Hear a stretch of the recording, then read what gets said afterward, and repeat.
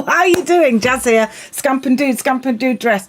Hey, listen, I'm just overblown, right? I've just got to, hold on, get the comments up. How do I do that? Technology. Let me just open this and then I can see you. I am bowled over by the amount of people who've come into the Impact Lounge and joined my Facebook group. Hello. 10% Braver. I am looking forward to hearing about it. Now, listen, when people join my Impact Lounge, I should start at the beginning. I did a talk on Saturday for Tropic Skincare leaders. Blown away by how amazing these phenomenal humans are. Blown away. That the willingness to grow, the willingness to go, you know what, the story that other people are telling about me, that's not my story. I'll write my own story, thank you very much. So I'm very excited about it. When part of what I did is put together 10% Braver Challenge, which is running. Come and join it. I'll put the link in this. It's running now. And I'm bowled over by people willing to be 10% Braver. I don't think I was really prepared for such a massive kind of movement of yes, let's do it. And when you join the Impact Lounge, when you join this group on Facebook, what are the questions I ask? And if you invite people, please ask them to answer the questions because it's so important. One of the questions I ask is, what is getting in the way of you achieving what you want to achieve? What's challenging you? What's stopping you? And I keep a record of what people say. I keep it anonymous. The number one biggest thing that people say is confidence, self-doubt, confidence.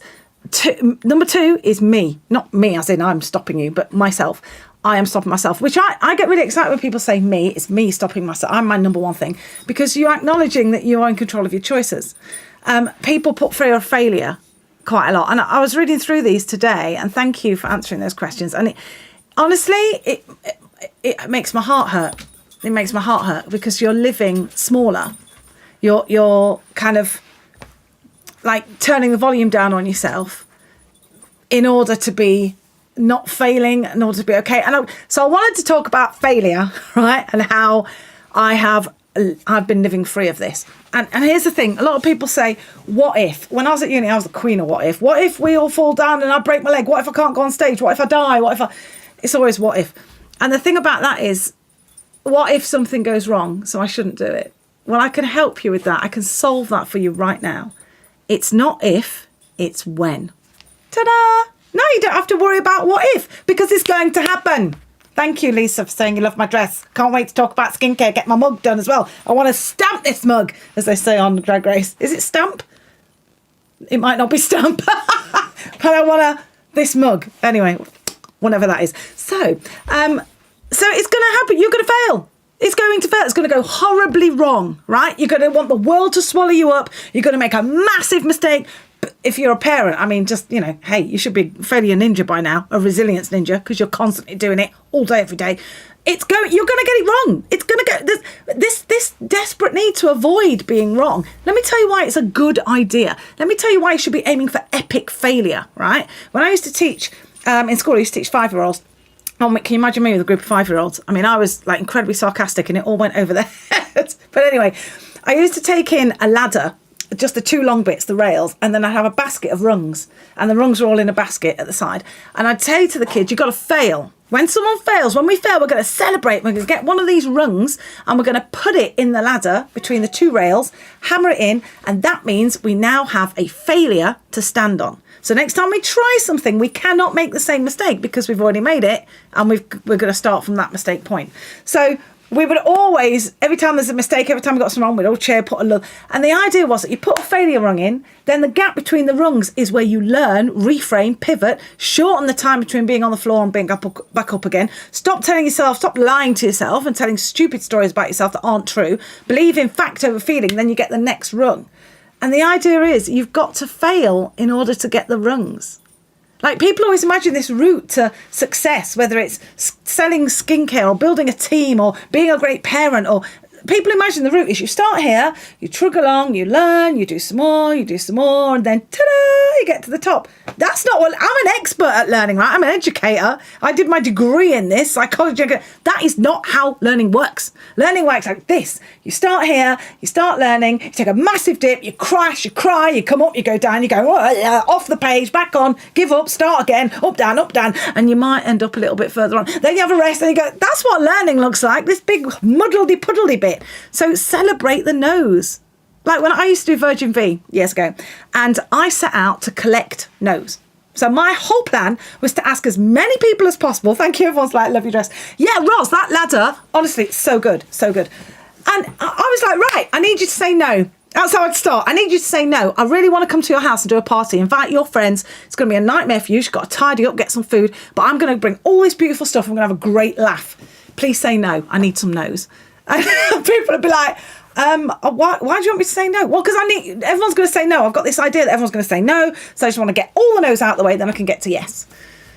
And I got more yeses. I think partly because I was honest about it. I'm not suggesting this as a strategy. What I'm saying is your mindset of I cannot get it wrong is the one thing that is getting in your way of success.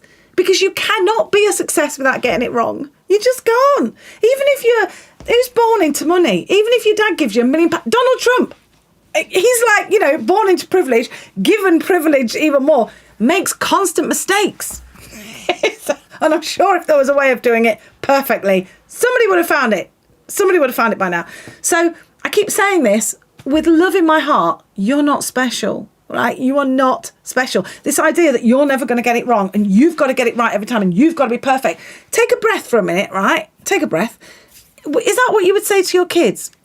Is it Peter Kay does a routine where he talks about when his son was starting walking or something. It's like if your kid starts walking, when they first start walking, then they fall flat on their face, pause for laughter, and then they get up again and then they walk again. Imagine saying to a kid who gets up, tries to walk and falls flat, give up, love, you'll never be a walker.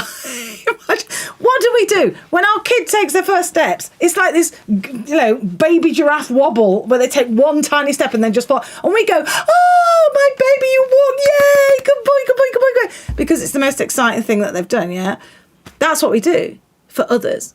But when it comes to us, we put this impossible level of expectation on ourselves. We make it so there's no way that we could ever succeed because we have such high expectations, such a high bar, such a high standard. We look around at everyone else's life on social media. We compare their front stage with our backstage. That's partly why I don't do my hair or put any makeup on before I do it. This is what I look like. This is an accurate description of what I look like right now, apart from my stunning dress. This is it. Nobody dies if I do that. Nobody dies. Okay. So this feeling that you can't get it wrong because you've got to get it right, where's that come from? Whose story is that? Is that your story? Or is that the story that other people have told you? Is that a generational kind of family heirloom because your brother's a smart one, not you? Or little girls should be seen and not heard? Or just put up and shut up, otherwise it'll come back to bite you on the arse. I mean, these are stories that we take on. I call them should stories. Should stories. Depending on where you grew up in the world, depending on what your culture is, what your gender is, what your socioeconomic background is, there are always should stories. So for me, I grew up in very white working class, before I was in foster care, white working class families. And there were very strong morals around work hard or you're not worth anything. That was a really big story. Girls should not have opinions. That was a really big story, which I find it very difficult to be part of. And actually, when I must have been about 7, 8, I started dressing like a boy. I was in foster care then. I was in and out of foster homes, so I could reinvent myself every time. I started dressing like a boy and telling everyone my name was Tyke because I read a book called Tyke Tyler, Turbulent Term of Tyke Tyler, best book ever. One, because it was better to be a boy. I mean, boys didn't have, you were treated better if you're a boy. And 2, because I didn't want to be a girl. Why would I want to? It seemed to me that being a girl sucked, so I didn't want to do it. I wasn't very good at it.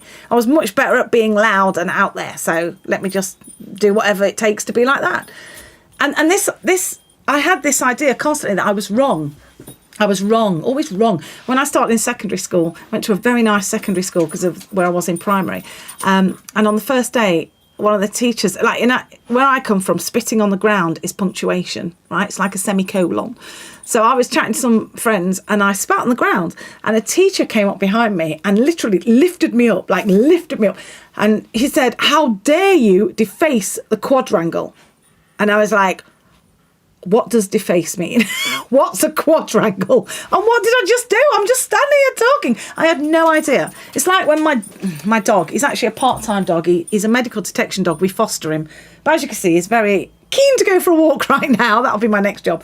It's like if we did the family roast dinner, right, and I left the chicken on the side like an idiot, and he got up and ate it all, which he wouldn't because he's a very good, well-trained dog. But if he got up and ate it all, ate the whole chicken, then fell asleep in his bed, I come in, I see him sleeping in the bed, and I wake him up and start shouting at him, and I'm going, what did you eat the chicken for? You ate the chicken, you greedy dog, that was for us, you shouldn't have eaten the chicken. He's hearing, blah, blah, blah, blah, blah, blah, blah, Archie, blah, blah, blah, blah. So he thinks, oh, she doesn't want me to sleep in this bed anymore. That's why she's shouting at me. That's the whole thing, the wrongness. I felt wrong all the time. I was wrong. I was a mistake. I wasn't even supposed to be here. I was born to a young woman out of wedlock. She didn't even know she was pregnant. Clearly a mistake. She doesn't know who my dad is. Clearly not meant to be here. So everything about me is wrong. There's no way of me being anything else apart from wrong. And I used to, like, my biggest desire was that one day I could fool enough people into thinking I was acceptable. Not be actually accepted, I might as well wish to be a swordfish, but fool people into thinking that I was acceptable. So when I read these comments of, my fear of failure and self-doubt still at 69 is what somebody wrote. Fear that people don't get me, fear that people will judge me, my fear of myself and rejection, fear of judgment, worrying what others people think of me. I know it, I've been there. I live like that. I wasn't born like, oh, I don't mind what you think. That is very much that. And if I turn the volume down on myself and play it small, then I'm being selfish because I am denying my heart, my thoughts, my processing. I'm denying that to other people who might not be at the same stage as me, and something I say might help them get to their next stage. Do you see what I mean? And because my drive, my why, is I want to leave the planet better than when I found it. Not as...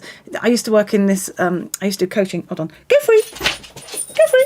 I used to do coaching, and I worked in this school, and I went into the bathroom, and there was a sign in the bathroom, and it said, please leave this bathroom as you'd expect to find it. And I thought, no, we could do better than that. So I graffitied the sign to please leave this bathroom better than you'd expect to find it. And then I left my Tampax there. And I went back next month and someone had put like inspirational quotes on the wall. Went back the next month, there were some fake flowers in there. Next month, there's cushions. It turned into the nurture room. There's people in there sat crying and everything. And that's my plan, to leave the planet better than when I found it. Not the same, better. I want things to be better for my kids than they were for me. So because that's my drive, I am going to have to... I want change more than I want to be right all the time, which means I am going to have to be wrong a lot of the time. I'm going to have to get it wrong. And I'm okay with that because of the greater cause that I'm working towards. If fear of failure is holding you captive, it's got you in a chokehold, it's because one of the things you could do is have a really strong reason why it's worth trying. What's your reason? What's your story? Are you doing what you're doing for your kids, for your friends, for your family? Are you proving someone right? Are you proving someone wrong? Are you doing it because you believe you're worth it? I mean, where is your drive coming from? Where's your sense of purpose coming from? You need to attach that sense of purpose to what you do. You don't need a to-do list. You need a to-be list. You write down who you want to be, how you want to feel, and then you do things that make you feel like that. There's so much. I meant to speak for 2 minutes. I've probably been going on for 20. I can't see where I am. Thank you for listening and staying with me. This fear, honestly, I really have fear of putting myself out there, fear of not being liked, imposter syndrome, worrying what others will think of me, fear of judgment, self-doubt, trying to be too perfect before taking action, fear of failing. It's hard to explain, but it's a feeling of being ashamed. If there was anything there that I hadn't thought, felt, said and done, I wouldn't be doing this. If there was anything there that I couldn't relate to. And that's what makes me feel sad, because I know what that... We've got a different story, but we both know what it's like to feel shame. We both know what it's like to be worried. We both know what it's like to be fearful, to want something better for someone than we had for ourselves. We both know what it's like to be scared, to doubt ourselves. We know what that is like. And we get to choose. We get to choose. We get to choose. And I make a choice every morning. I choose every morning when I wake up, like, I am going to live as if I have no barriers to success and it's just me. I'm going to choose to be grateful. I'm going to choose to smile. I'm going to choose to engage with my kids as if they aren't annoying me. which is often the case, I choose because I'm in charge of how I feel. I'm not giving how I feel off. I mean, I used to go on the school run, and anyone who like cut me up, I'd be like, "Wah!" teaching my kids a load of new swear words. But that's the thing. I'm letting someone else control how I feel. No thanks.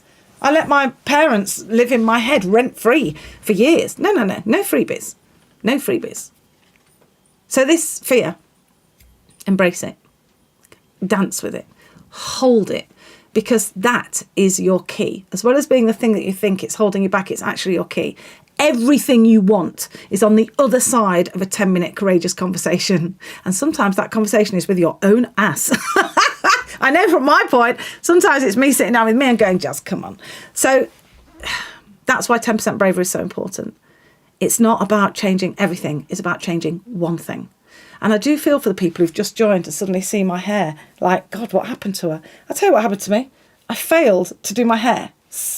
Drink it in. I'm doing this, but I haven't actually got a mirror, so I don't know what it looks like as I'm judging. No, it's actually quite good. I actually quite like this. I look great. Fortunately, I like messy white boy hair. It's my favourite haircut. Suzanne, bless you. The universe sent you to us, Jazz. I'm feeling such a shift in my mindset every time I listen to you. Do you know what's interesting is this is like Jazz Unleashed, okay? Because I spent a lot of my life thinking, shut up, what do you know? Shut up, you don't know anything. You can't do this, you're not good enough. 2 theme tunes. People like us don't do things like this. People like me don't do things like that. And I'm not good enough. And I changed those mantras. I'm not good enough is now I am more than enough. Because I am. And people like me don't do things like that is now people like us do things like this. What would you rather live under? What would you rather live under? You know, when I used to teach, you'd go into reception, right? 4 or 5-year-olds, and you could say, right, guys, I'm leaving teaching. It's a mugs game. I'm going to write a book, and it's going to be brilliant, and all I need is a really good illustrator. Any volunteers? The whole of reception will be like this, because they're all brilliant artists, right? Now go to year 6 and say the same thing, ask the same question. You get this. Like when I asked on Saturday, stand up if you're a success. You get that. So, and he's a good artist. Everyone goes, go on, Brian, you can draw. And Brian will sort of go, It's like, what the hell are we doing? By the time we leave primary, we're already, I'm not good enough. We deserve better. We deserve better than that. It's not the story that I want to be telling. Is it the story you want to be telling? I don't want to wait until our kids get to 50 and then realise they've had imposter syndrome their whole life and start slowly unpicking it. No. I want us to have a journey that is standing on the truth about myself. I want you to have a journey that is standing on the truth about yourself. It's not me. It's not like I'm like benefiting from you in any way, being strong about yourself. But I tell you what it is. I am driven by a dissatisfaction of people settling. I am driven by it. Go watch my TEDx talk. I'll put it in the chat. Oh God, I said I'd put something else in the chat. I can't remember what it is. 10% braver. Let me do it now. I'll put it here because I can type and talk at the same time. I actually can't. And I also can't type if I'm not in caps, it appears. /BRAVER and XTED. Yeah. Ha! Yeah. So I can't remember what I was saying, but it was something to do with not being very brave. I'm dissatisfied with people settling. I'm dissatisfied with people saying, oh, well, what else can I do? I'm just one person. Computer says no. Just one person. Can you just think for a minute back in your life about the people who have contributed to who you are and got you where you are today? That kind word, that encouraging state, that person that suddenly makes you stand up and go, do you know what? Yeah, I can do this. There are so many people invested in your success. And you want to sit on the sofa and eat Marks and Spencer eclairs and go, oh, I'm not good enough. I mean, tempting as that is. That's like going on holiday to victimhood, right? That's a beautiful place to holiday. It's like Clacton-on-Sea. It's a lovely place to holiday, but living there is a different matter. You can't live in victimhood. And I did live in Clacton-on-Sea. And I did go there because it was a great place to go on holiday. Living there is different. I'm going to leave it at that. But that's the whole point. It's not about being perfect. It's about being perfectly imperfect. It's about embracing the humanity of yourself. And I'm constantly surprised. I'm constantly surprised at how many people are in support of me and want to help me. If I just get over myself, get out of my own way and ask. So when I was doing Virgin V, I was always really worried that the pressure it would put on people for me to come to their house and show stuff. And then I would get anxious for them. And that would make them feel worse. And there was this thing around, I changed it from an ask to an invitation. An invitation is a gift, you know, and when people say no, I'd be like, oh, is that no now or no never? And it was never no never. Like, it was once no never. Jane said no never. And then Jane changed her mind. but I'm like, I imagine myself wrapped up in Tiffany blue paper with a nice bright fuchsia pink bow, and I imagine myself offering myself to people, and they can say yes or no. And guess what? When they say no, fantastic. It means I can go somewhere else. When something doesn't go right, great. It means I don't have to waste time thinking that's a good idea anymore. So this fear of failure thing, I want you to make a real concerted effort to embrace it, to enjoy it, because it's a roller coaster ride, and this is the slip slide water bit where you just vroom, go straight off. I'll finish with this. When I did my TEDx talk, I put the link below. I wanted to talk about failure because I know a lot about failure, and I wanted to talk about failure, and I wanted to keep it super safe and without it costing me anything. And I kind of put this talk. And I spoke to one of the coaches, and we were talking about The Apprentice. And at the time I was saying, I'm not going to mention The Apprentice. And she said, well, it's funny and it does a lot of work for you. I think you should. So I'm like, okay. I said, the reason I don't want to mention it is in that week when it broke that I was on The Apprentice and there's newspaper articles everywhere, my phone's blowing up with people texting me. That was the week that my brother died of a heroin overdose. That's that night. And I had to navigate a week of being on You're Fired and radio shows and travelling up down to Manchester for the breakfast show, and with identifying my brother's body, ordering a green coffin, going to see him at the coroner's. I mean, it's not a week I could even explain what that was like.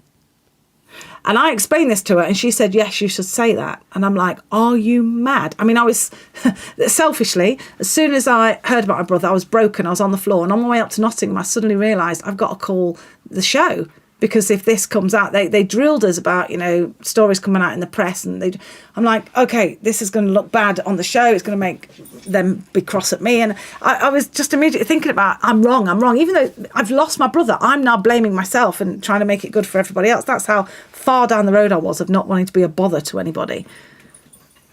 When I told the coach about this, she said, you should talk about that. And I remember saying, I might as well stand on stage naked.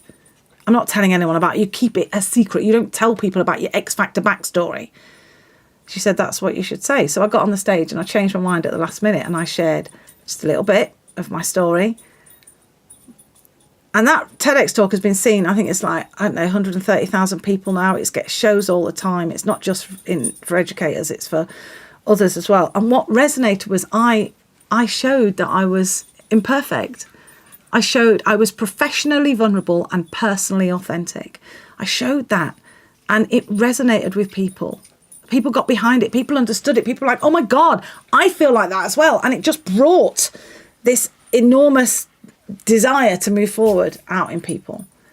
The very thing that I was the most afraid of people finding out, that I was rubbish and I didn't have it all sorted out, was the very thing that gave people agency. So the failure bit is critical. It's important. I don't know how you move forward without it. I'd rather you spent time rather than worrying about what if it goes wrong, because we've established when. It's when it goes wrong, even when it goes wrong is your, rather than what if, even when. That's what you should be saying. That kind of let's invest our energy in working out what are we going to do when we don't know what to do. Because when it goes wrong, we don't know what to do. What are we going to do when we don't know what to do? Rather than what if it goes wrong, because it's going to go wrong.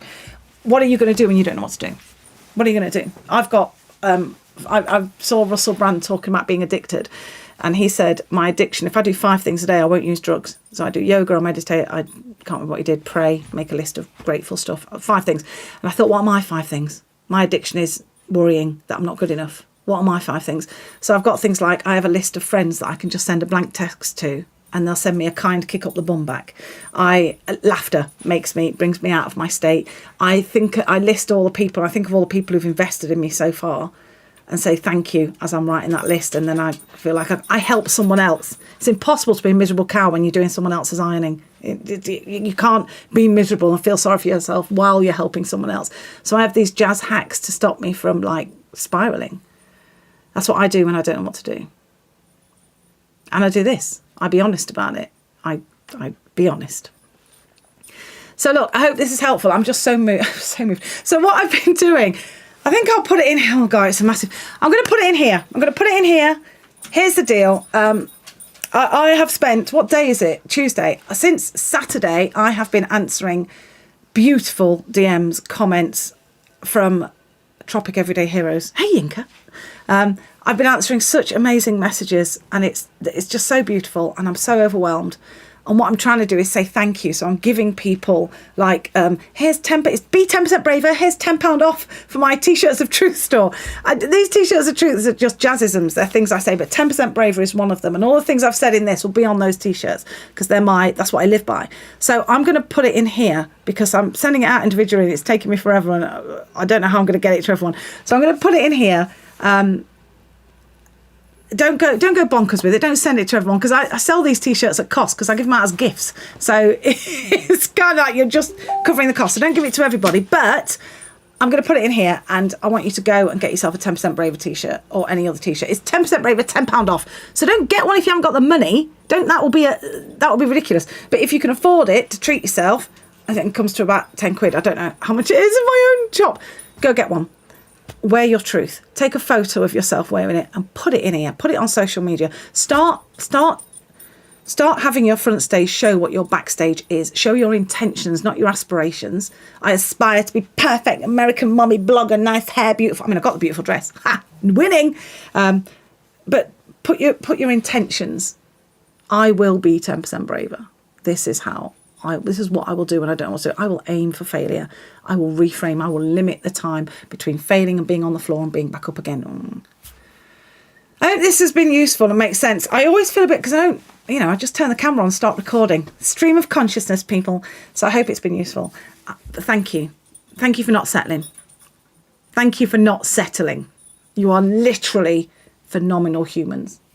Own it. There's actually a T-shirt that says phenomenal human as well. I'm phenomenal woman and Shiro and secretly awesome, which is hilarious because there's no secret about it. I'm just plain awesome.